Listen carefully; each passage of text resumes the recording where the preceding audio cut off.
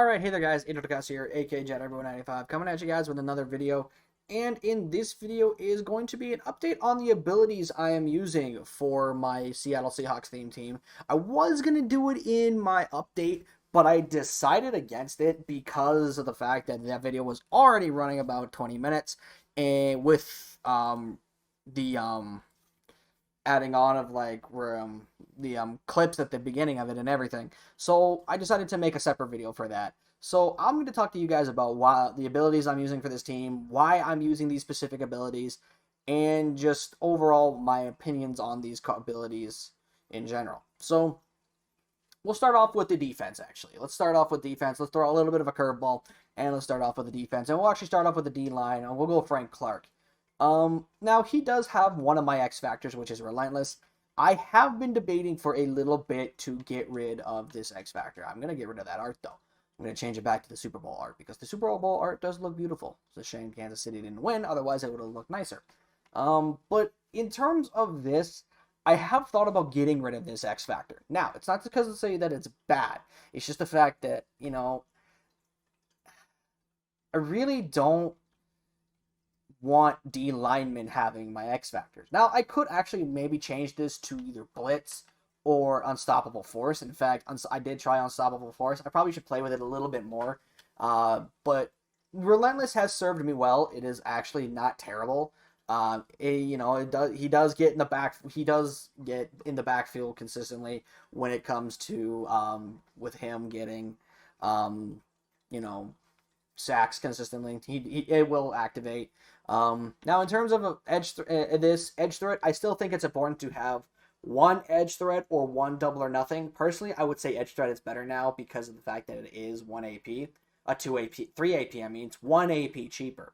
So I still think it's important to at least have one edge threat on your team. Doesn't matter where on the team it is. It could be your left end, your right end, your outside linebacker even.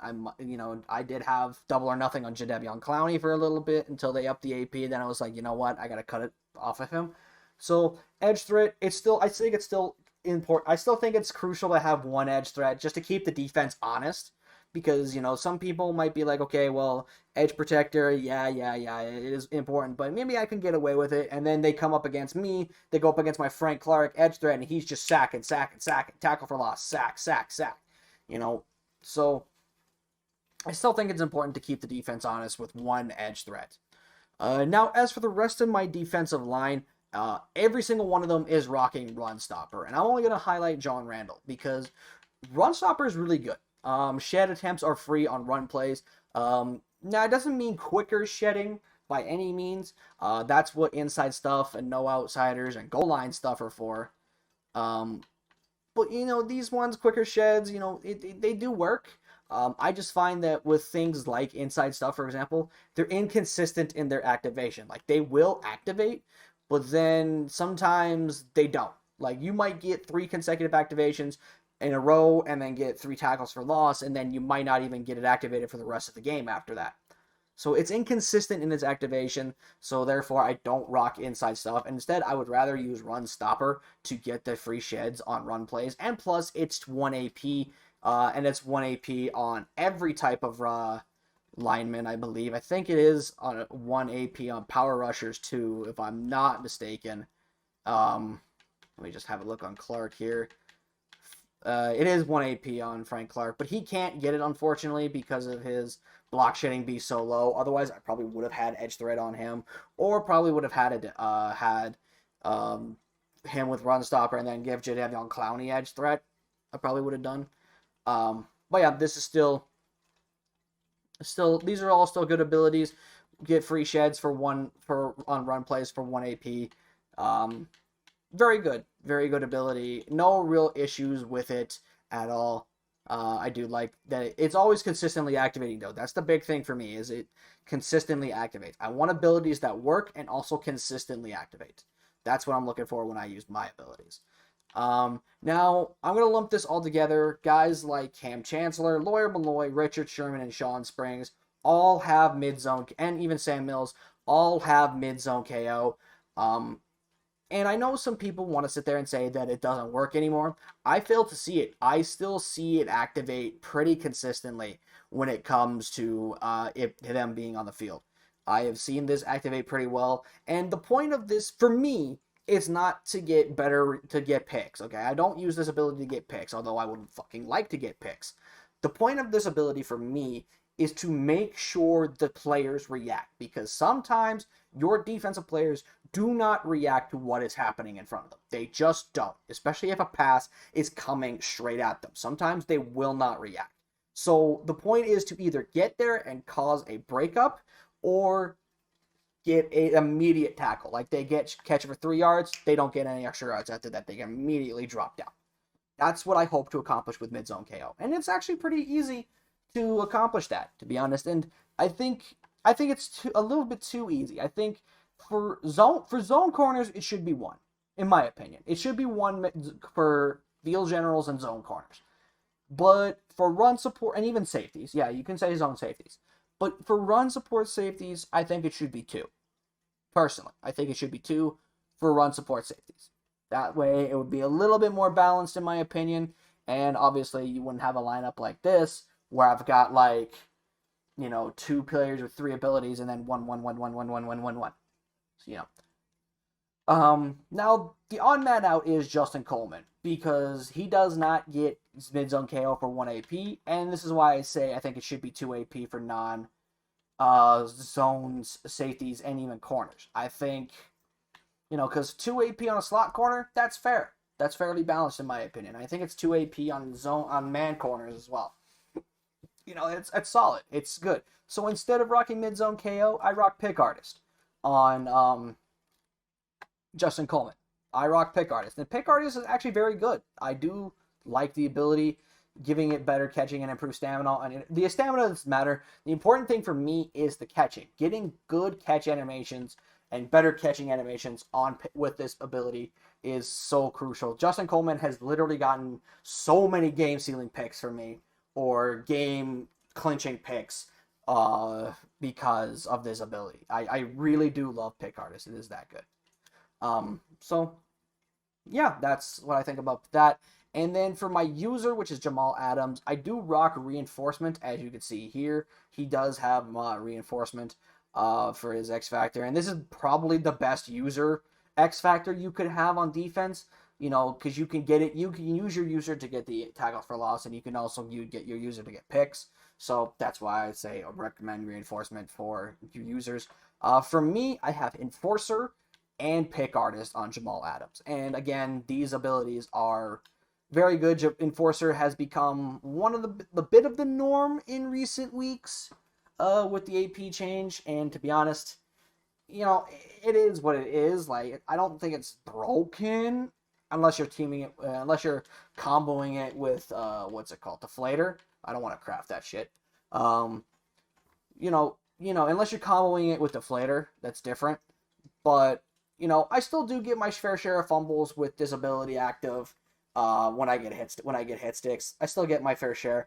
And you know, they drop dead. You know, I could drop a Derrick Henry, or I could drop a Bo Jackson or a Sean Alexander. You know, I could drop a power back like that with this when I'm using Jamal Adams and he hits a hit stick. It's good. And then the last X Factor I forgot to showcase is Sean Springs is Shutdown. Now, Shutdown, it's good, but I think universal coverage is better, in my opinion. I do think universal coverage is better, but I wanted to try Shutdown for a little while, and I see no reason to really diverge away to universal coverage, and I won't get it. Like, I will get the same thing, the same type of deal when it comes to between universal coverage and Shutdown, but also the reason is because it improves man and zone coverage. Well, I have great man and great zone coverage on this corner, so I don't necessarily need it to improve it's coverage. If it was a safety, like say Lawyer Malloy, and I wanted to give the X Factor to, maybe I would then do universal coverage to help him get better man coverage. But even then, I don't play man, so that's why I don't rock this ability. I don't play man coverage. I play zone 99% of the time. The odd time, I'll throw a man coverage out just to throw people off, but the majority of the time, I'm rocking zone. I rock a zone coverage, so I don't necessarily need universal coverage like that. And even then, I would rather use Zone Hawk because it would give me more picks in zone coverage. But I still like Shutdown because it gives tighter coverage and more interceptions on contested plays. So that is my defense. I'll showcase my offense now. For offense, well, let's start with my quarterback, Russell Wilson. For X Factor, I use Omaha. Fantastic X Factor. Best X Factor in the game, other than possibly pro reads. But this X Factor is just so fantastic. Seeing the secondary, seeing the DB's position, seeing the DB's zone coverage, very strong. You know, that way you could just know what they're running. You never really activate it online that much, so that's why I have been hesitant to take it off. But when I do activate it, when I do actually get it active, it gives me it provides me with enough evidence as to why I should keep it. You know, because I have been teetering on getting rid of Omaha and trading it in for another X Factor. But then I think to myself, once I actually get it active, why would I? Why would I do that? For abilities, I use Dashing Deadeye because I do throw on the run. I'm not a roaming Deadeye abuser. I don't like abusing bugs and abusing glitches. And plus, I never knew roaming Deadeye was bugged until like maybe about a month ago. But even then, I'm not going to deter. I'm still going to use Dashing because I throw on the run a decent amount. Like, I do scramble a lot with Wilson and get outside the pocket and throw the ball. You know, but I'm not shy of keeping myself in there. Like, if you want to keep me in the pocket, that's fine. And then Gunslinger, best quarterback ability in the game. I would say the best ability in the game is Gunslinger. You know, the Gunslinger this year is just, it's so crucial. You know, it really can, it's so crucial in this game that it separates a good quarterback from a bad quarterback. Like, I remember when the new Joe Montana came out for the playoffs card, and people just immediately said, this card's not good because it doesn't get Gunslinger. That's how important, and that is how OD Gunslinger is this year. And you need to have Gunslinger on your quarterbacks. Absolutely, 100%. So, those are my quarterback abilities. Now, for running back, Edgerrin James, he got to get the freight train. Good X Factor. Don't get it to activate much, so I don't really see the benefit of it. But I still keep this on for the threat of it, because if this does get activated, this can take over a game, no problem. This can immediately win the game for you or just dominate the field for the rest of the game. And they have to commit heavy to run blitzing, which then opens up play actions. It opens up deep shots, which I'm not shy on taking. So this is definitely something that I still have just because for the threat of it. If I do get it activated, it's all the more sweeter. But yeah. Before I get into my receiver abilities, I'll showcase my line. So edge protector on both tackles, an absolute must. Again, you know, you think you might not need it, and then you're gonna run into that one guy with an edge threat, and he's gonna just ransack the fuck out of you. He's gonna ransack the fuck out of you, and you're just gonna be so clueless, or not clueless, so upset that you're getting ransacked consistently. Just don't risk it. Put 2 edge protectors on. Do not risk your quarterback's health. Now, for the rest of these, it's honestly personal preference. For me, I like running post up. Well, no, I don't like it, actually. I've just started using post up again for dominant double team blocks. You know, it is good to get that pesky edge threat that's been blowing by your QB, blowing by your edge protector consistently, especially when your edge protector just doesn't want to work. You know, it's really good for getting that edge protector, edge threat. I mean, on the downside though, more than one is a little too much, in my opinion. I think more than a single one is a bit much, because there's only so many linemen you can block before you realistically get into, you know, wasted AP potential. Like, don't get me wrong, on 3-4, you can block both edge threats, but with edge threat being 3 AP, do you really need to run 2 Do you really need to run two edge threats? No, I wouldn't. I wouldn't. It's like running two one step aheads. Would you really run two one step aheads? Some people may say yes. I personally would disagree. So that's why just the one post up might change. Don't know yet. Not Steve Hutchinson, Kevin Mawai. I use identifier. This is such a good ability. This has really helped me out online over the last little while. I've been playing a lot more online recently because I figure I have nothing else to do. So I've been playing online, and this has just helped me so much pointing out who the user is. Because if I know you're using a D lineman, which I've seen, as is everybody, if you're using a D lineman, that just means like I could just scramble all day and be able to throw passes out, and shit and stuff like that. If you're using a middle linebacker, that just means, I just pick off your user when I'm running the ball, because I've done that a few times. I talked about this in my ID the Mike video. One thing I like to do with users is if you're using a middle linebacker and I know I'm running the ball, I will ID the Mike your user, make sure my linemen block your user, and now you can't shoot the gap to get my back in the backfield. Now, do I still get tackled for loss? Yes, but I'd rather have an AI tackle me for loss than you shoot the gap, personally. So anyways, that is my ability for that. And then for Steve Hutchinson, threat detector. Very good. Very good ability. Is the ability that I've gotten back into using.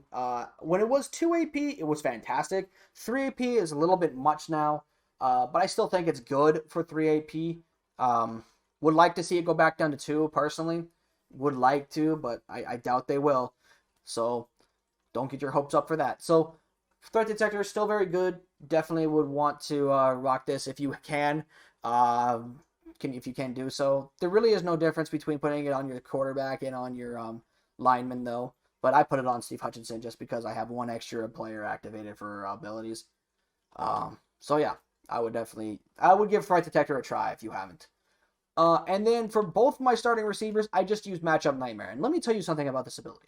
Okay, I could make a whole video about how this ability is broken, because this ability really is broken. Okay, it's good, don't get me wrong, but we might be teetering on OD level of insane when it comes to this ability.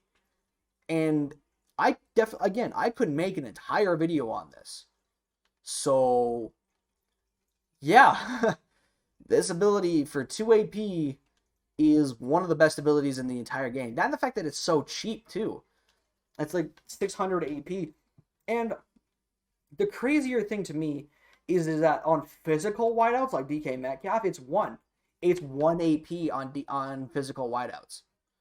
So I feel like this is a conversation that we need to have about how broken this ability is. And if you use this ability, you could agree. But yeah, it's looking LD. Like, it's so LD when the next series update comes in and I move Andre to third receiver, I'm gonna get rid of Kevin Zeitler's post up and I'm gonna put matchup nightmare back on Andre. I'm gonna do it. I'm so gonna do that because it's just that good. So, anyways, guys, those are the abilities I'm using on both offense and defensive side of the ball. Let me know what abilities you are using in the comment section below. Do not forget to like the video if you guys did enjoy. Subscribe if you guys are new. And with that, I'll see you in the next video. I am out. Peace.